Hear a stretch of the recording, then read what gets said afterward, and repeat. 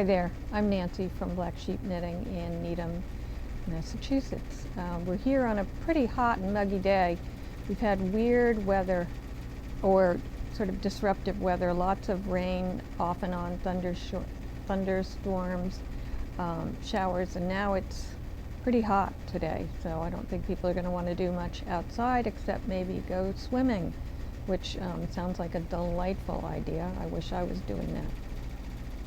I hope everyone had a really good 4th of July despite the weather.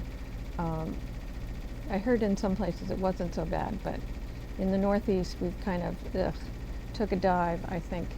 But therefore gave us maybe some time to knit or catch up on a show on TV, a series, whatever. I wanted to talk a little bit about knitting communities.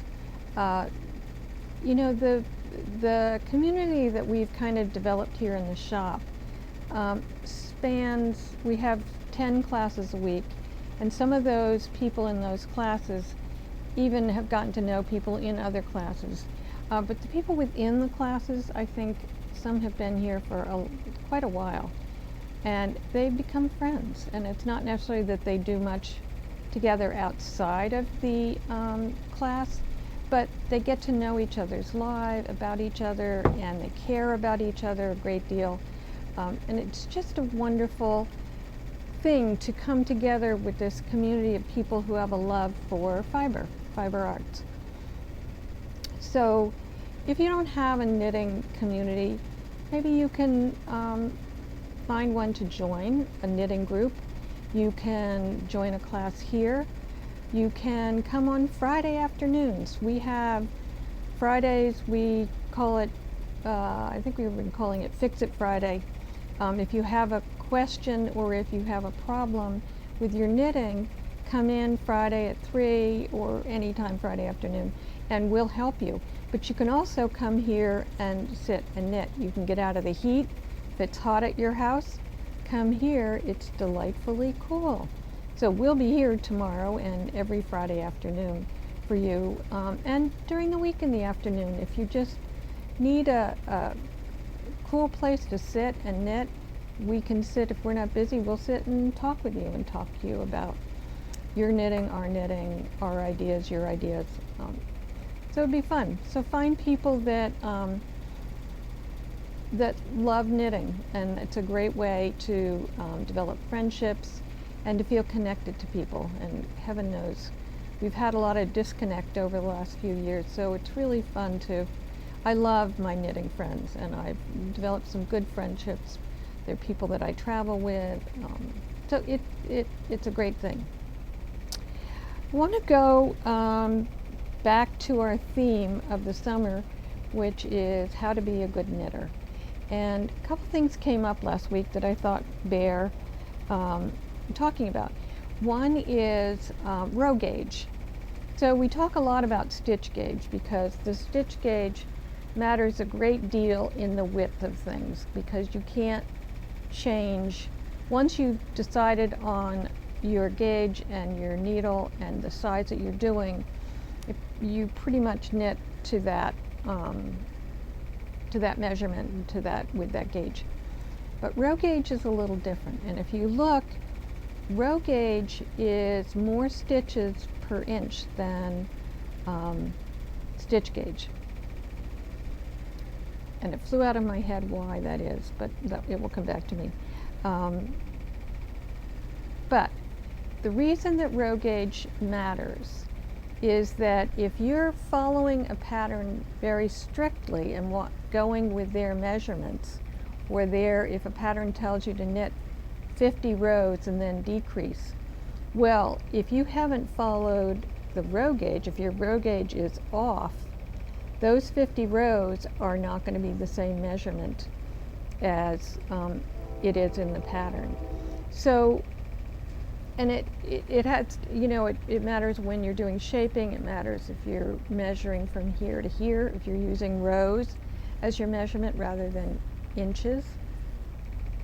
It makes a difference. Now, I don't check mine that often because I just need to get a drink. I don't measure mine that often because I strictly measure things. So if it tells me to knit 30 rows, I only pay attention to that if it doesn't have shaping in it. You know, if it's 30 rows of a color. But even then, it could be, if my row gauge is off, it could be more or less than I want in that color. So I find measurements are much more accurate. But there are a lot of times when row gauge matters. And so if things are off, you always want to check your measurements. Now, on good patterns, there is a schematic, usually. And I try not to do, when I'm doing a sweater or something that has to fit, I try not to do a pattern that doesn't have a schematic, because you can go right to the schematic, look at the inches, the measurements, and plug them in to what you want. So all of that is a way of saying that when you're knitting, one of the reasons you're knitting is you can custom fit. You can make things that fit you better than things that you do in the store. So you don't always want to follow the pattern exactly. You want your measurements to be plugged in. Yes, Robin has a question. Why would your stitch gauge be right, then your row gauge is off? How would you compensate for your row gauge if your stitch gauge is perfect? So again, you have to measure. Yeah. So you'll have to measure what your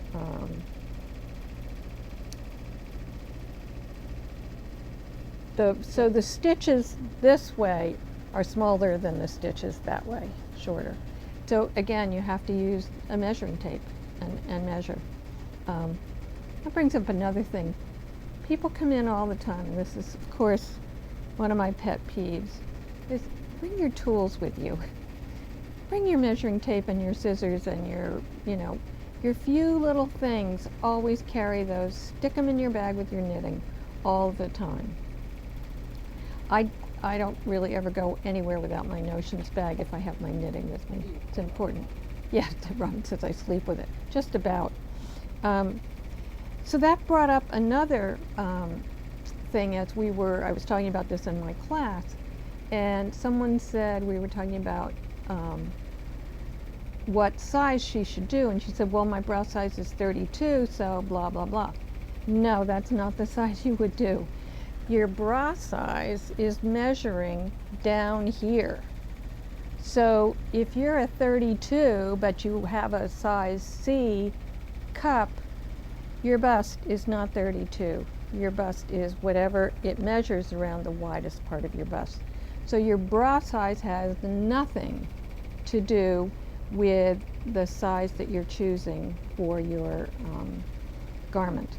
And also, you need to always look, and it helps to read all the information because most of the time it's there. When it gives you a measurement, it will say maybe a couple sentences later or in another paragraph, it says with X number of inches of ease built into it. And I've talked about this many, many times, but that is critical because if your bust size measures 35 and there is a size there for bust size 35 with 10 inches of 10 inches of ease built into it, that's going to throw you way off. So you want to, suppose my bust size is 35 and I want 2 inches or 3 inches of ease. So I might choose the next size depending on what the designer said. So if she's saying it's 35, which includes 10 inches of, well, it wouldn't say that because it'd be ridiculous, but say it's 40 with 6 inches of positive ease, it's really to fit probably a size 36. Does that make sense? 34, excuse me, 34, 30, whatever, yeah, 34. Can't add today. So those are things, and those are things we can help you with, but it's a lot to think about, and don't just sit down and do a pattern. If you're making a scarf, fine. If you're making a cowl, fine. A shawl, fine. But if you want to make something that fits you, it really matters. Okay, so I'm still in summer knitting mode. So I wanted to show you a couple of cute things that we have here in the shop. This is called Eyelet Linen Top, and it's a free shop pattern. I would say I have some memory of Leslie having designed this years ago, but I might be wrong. But it's a top that's knit side to side, so it's very easy to adjust the size you're doing by the number of by the amount of distance between here and here. You can add stitches, but you'd have to do a little thinking about it. I can't remember the sizes on this,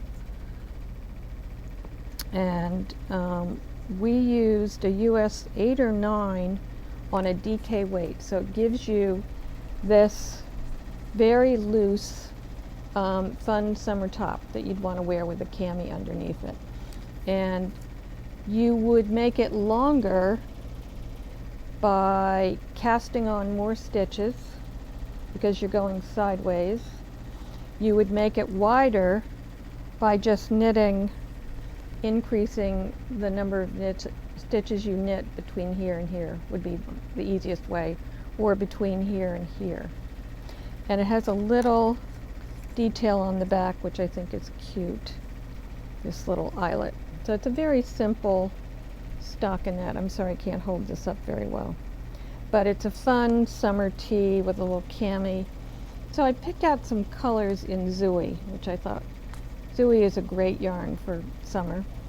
So I have here, I think that I love this color. This is called Neon. Would be really fun with that, with a little white cami under. This one is called Rigging. You probably saw that with Agnes was making a dress out of this. And we have Pearl. Beautiful neutral, goes with everything. And Mainsail, which is a kind of is a navy, which also goes with everything. Fun summer top. And then this brilliant Jib. Look at that. We have other colors too, and we have other yarns that would be easy, but that's a fun, easy summer knit. So I have another one that's maybe not as summery, and I think I've shown you this before, but I wanted to show you the finished piece. This is called Licorice Twist Vest by Julia Farwell Clay, and it's made in the Manos Milo, which is a blend of merino and linen, I believe. Why am I blanking on that? Merino and linen. And this works for summer, I think, if you want. This would be nice. This is the finished piece. And it's got some gradient in the colors, which is, I think, fun. It's subtle and makes it more interesting. This would be fun in something else that maybe weren't quite as woolly as this, but I would wear this with a little shirt underneath. Would be fun, but you could make it to wear with a tank underneath as well. So I have some colors. There's that nice cable detail. So this is a great color. This is called Asphalt, which is gray. This is Byzance, I don't know. I love that color. And I've shown you all these before, but just to remind you, Casbah and Baltico. That one I like. This yarn would be good for all kinds of things. Sweaters, you could even make blankets out of it, I think. Would be fun. It's a lot like the Pearl Soho linen quill, maybe. This is called Manchester. And Conifera, and I love this one. This is Roma. We still have bits of the barnyard in here, I think. That's a pretty one. And this is argan. This goes kind of like a merlot. And then this one is more on the purple side, called amethysia. So lots of choices. You could make a bunch of these. Be fun. It's the gauge on this is 5 to 5.5 to the inch. So it's got some depth to it. And then, oh, I have a couple things to show you. So I have another piece to show you. This is crochet. And the amazing Maureen, who teaches our crochet class, crocheted this. And it's called Dragon Belly Shawl.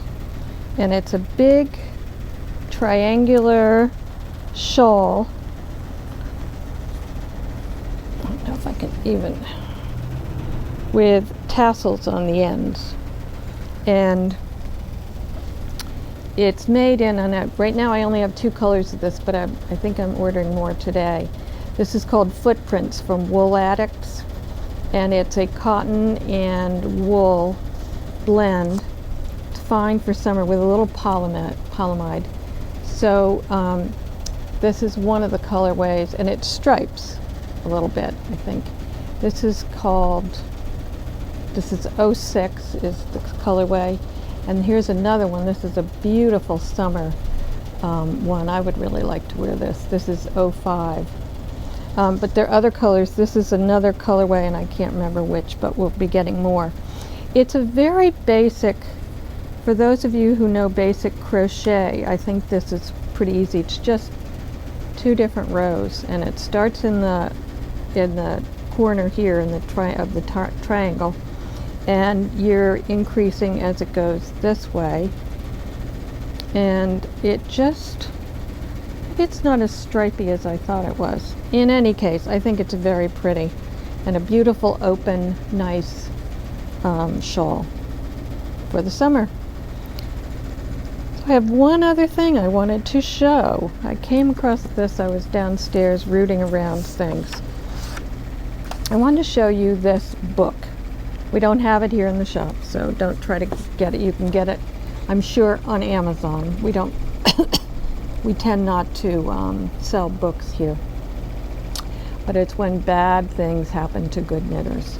So it has lots of the stuff we've been talking about. Dropped stitches, has wonderful visual tutorials on picking up dropped stitches, that kind of thing. So I recommend this to get this for your library. You can refer to it all the time if you have questions. Like on a Saturday night when you're stuck, this may have answers. It's by Marian Edmonds and Asa Moore. And I paid $21.95 for this, so not too bad.